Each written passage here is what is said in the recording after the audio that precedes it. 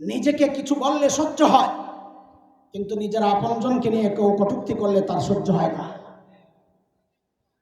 কিছু বিষয় আছে মেনে নেওয়া যায়, কিছু বিষয় আছে ছাড় দেওয়া যায় না। আল্লাহ ছাড় দেন নাই এই জায়গায়।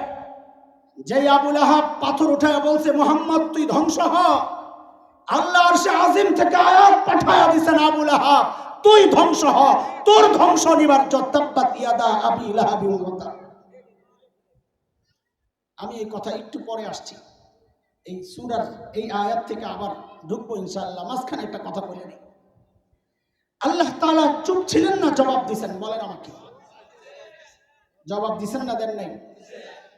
আমাদের এই সমাজের কিছু মানুষ আছে মস্তিষ্ক বিকৃত, উলামায়ে উম্মত, তাওহীদি জনতা, নাস্তিক মুরতাদ, আল্লাহর নবীর দুশমনদের বিরুদ্ধে যখন আওয়াজ ওঠায়, তাদের উচ্চারণগুলো যখন কঠোর হয়, কঠিন হয়, বিশেষ করে আমাদের প্রিয় ভাই শেখুল হাদিস ইবনে শেখুল হাদিস আল্লামা মামুনুল হক যখন বাতিলের চোখে চোখ রেখে হুঙ্কার দেয়, তখন কিছু মিচমিচে শয়তান আছে, মিনমিনে শয়তান, এরা আস্তে করে আওয়াজ ওঠায়।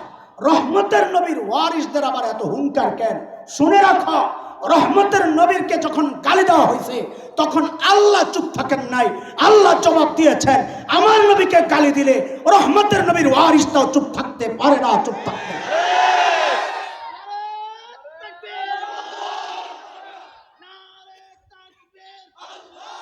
তারা হাজির কথা শোনেন, তাকবীর পরে দিয়ে আজকে এশার পরে দিয়ে আজকে শুধু কথা শোনেন।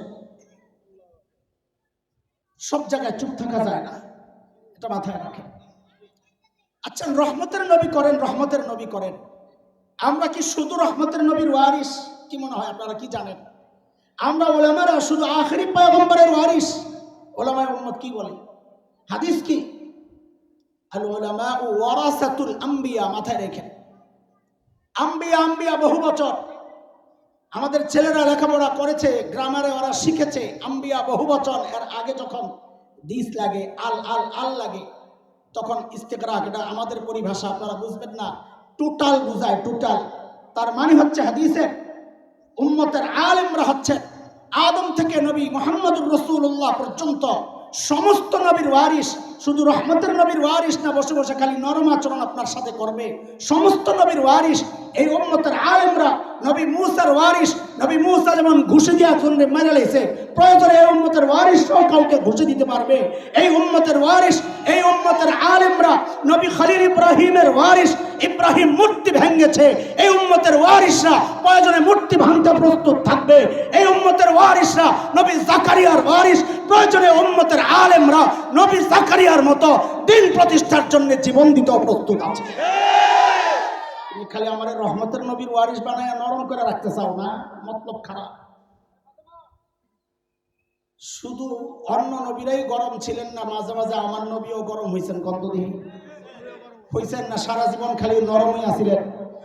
আমাদের বলার উদ্দেশ্য সব জায়গায় নরম আচরণ চলে না, ওইটা বুঝাইতে চাইছি। বলে আমার নবী যে গরম হয়েছেন, একটা দেখান তো, উদাহরণ তো শুনেন আপনি। মক্কা বিজয়ের পর নবী আলাইহিস সালাম মক্কায় ঢুকতেছিলেন, ঘোড়ার উপর বসা, মাথাটা নিচু, তিলাওয়াত করতেছেন, ইন্না ফাতাহনা লাকা ফাতহাম মুবিনা। চোখ দিয়া ঝরঝর করে পানি পড়তেছে। বিজয়ী মুহাম্মদুর রাসূলুল্লাহ। দুনিয়ার মানুষ যখন বিজয়ী হয়, তখন আপনজনের প্রতিপক্ষের সম্পদ ধ্বংস করতে করতে ঢুকে, তাই না? কথাগুলো অনেকের ভালো লাগবে না, এটাই বাস্তবতা। দুনিয়ার মানুষ যখন বিজয়ী হয়, প্রতিপক্ষের সম্পদ লুট করতে করতে, ধ্বংস করতে করতে ঢুকে। মুহাম্মদুর রাসূলুল্লাহ বিজয়ী হয়েছেন, মক্কায় ঢুকতেছেন, মাথা নিচু, চোখ দিয়া ঝরঝর করে পানি পড়তেছে। রহমত দেখেন, রহমত। দুইকাই নবী ঘোষণা দিলেন, লা তাসরিবা আলাইকুমুল ইয়াউম। আমি আমার ভাই ইউসুফ আলাইহিস সালামের মতো ঘোষণা দিলাম, আজকে কোনো প্রতিশোধ নাই, সবাইকে ক্ষমা করে দিলাম। তিনটা অপশন দিয়েছেন নবী। মান দাখালাল মাসজিদাল হারাম ফাহুয়া আমিন, মান দাখালা দার আবি সুফিয়ান ফাহুয়া আমিন, মান আগলাকা বাবাহু ফাহুয়া আমিন। যে মসজিদে হারামে ঢুকে যাবে সে আজকে নিরাপদ, তাকে কিচ্ছু বলা হবে না। যে আবু সুফিয়ানের ঘরে আশ্রয় নিবে সেও নিরাপদ, কিচ্ছু বলা হবে না। যে নিজের ঘরের দরজা বন্ধ করে ভিতরে আশ্রয় নিবে তাকেও কিচ্ছু বলা হবে না। সবগুলোর সারাংশ কথা একটাই, যে আজকে আমাদের বিরুদ্ধে অস্ত্র ওঠাবে না, সবাইকে আমি ক্ষমা করে দিলাম। এই পর্যন্তই রহমতের নবীর একটা পরিচয়।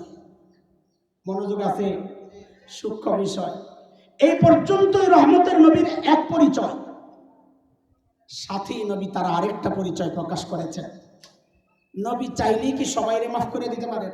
আল্লাহর কোনো বিধান যদি থাকে, আল্লাহর যদি কোনো বিধান থাকে অমুকরে মাফ করা যাবে না, নবী চাইলেই কি তারে মাফ করতে পারবেন? তো আল্লাহর তো একটা বিধান আছে সূরা আহজাবের মধ্যে, মালউনিনা আইনামা সুকিফু উখিযু ওয়া কুতিলু তাকতিলা। যারা মালাউন তাদেরকে যেখানে পাওয়া যাবে ধরেই হত্যা করা লাগবে। কাদেরকে? কাদেরকে? জোরে কর। আমরা মালাউন হুজুররা কষ্ট করে উচ্চারণ করলে পাবলিক বুঝবে না, আপনারা যেটা কোন ওইটাই মালাউন বলেন। কাদেরকে পাইলে ধৈরেই মারতে হবে। বাকি মালাউনের ব্যাখ্যা আছে। আপনার কাছে মালাউন মানে হিন্দু? না না না, হিন্দু পাইলে ধরে মারা শুরু করে। মালাউন কাকে বলে এর দুই আয়াত আগে আল্লাহ নিজে বলেছেন মালাউন কারা। ইন্নাল্লাযীনা ইউযুনাল্লাহা ওয়া রাসূলাহু লা'নাহুমুল্লাহু ফিদ দুনিয়া ওয়াল আখিরাহ। যারা আল্লাহ আল্লাহ রাসূলকে কষ্ট দেয় তারা হইল মালাউন। তার নাম মুসলমান হোক, যদি নবী নবীর রাসূলকে কষ্ট দেয়, আল্লাহ আল্লাহ রাসূলকে কষ্ট দেয়, তারা মালাউন। সে মুসলমান হোক, হিন্দু হোক, দাড়িওয়ালা হোক, দাড়ি ছাড়া হোক, সে তাহাজ্জুদ পড়নেওয়ালা হোক, 80 রাকাতওয়ালা হোক, সকালে উচ্চ কোরআন পড়ুক, যাই করুক না করুক, যদি আল্লাহ আল্লাহ রাসূলকে কষ্ট দেয় সে মালাউন। তারে যেখানে পাওয়া যাবে ধইরা ঝুলাইয়া ঝুলাইয়া পিটাইতে হবে। কথা হাসান জামিলের না আল্লাহ কথা কার? সবাইরে মাফ করা যাবে না দোস্ত, সব জায়গায় ছাড় দেওয়া যায় না। নবীও ঘোষণা দিয়ে দিলেন, শুনো উলামায়ে কেরাম শুনে, নবীও ঘোষণা দিলেন না সবাইকে ক্ষমা করা যাবে না। জগৎ বিখ্যাত আলিম শেখ ইবনে তাইমিয়া রাহমাতুল্লাহি আলাইহি, তার একটা বিখ্যাত কিতাব আছে কাদেরকে ক্ষমা করা যাবে না এই বিষয়ে। নাম হচ্ছে আস-সারিমুল মাসলুল আলা শাতিমির রাসূল। নবীকে যারা গালি দেয় তাদের কি শাস্তি সম্পর্কে অনেক সুন্দর কিতাব, ওলামারা পড়বেন। তিনি সেখানে গণে গণে 15 জনের নাম উল্লেখ করছেন। নবী মক্কায় ঢুকে আম ক্ষমা ঘোষণার পরেও যেই 15 জন নবীকে গালি দিয়েছে, কষ্ট দিয়েছে, মানুষকে কষ্ট দিয়েছে, নবীর পরিবারকে কষ্ট দিয়েছে, মুসলমানদেরকে কষ্ট দিয়েছে, নবী এইরকম 15 জনের নাম ঘোষণা করলেন, এদেরকে যেখানেই পাওয়া যাবে ধৈরা হত্যা করতে হবে। বলেন কয়জন? দেখেন রহমতের নবীর আরেক চেহারা দেখাইতেছি আপনাদেরকে। আমরা তো এক চেহারাই দেখি যে মাইর খায় দোয়া করে, খালি আমরা এটা হো না যে নবী উহুদে মাইর খাইছেন দোয়া করছেন, তাইফে মাইর খাইছেন দোয়া করছেন, আপনারা বদদোয়া করতেছেন। আপনারা আবার কোন রসুলের ওয়ারিস? এই খোসাম করে দেয় কি দেয় না?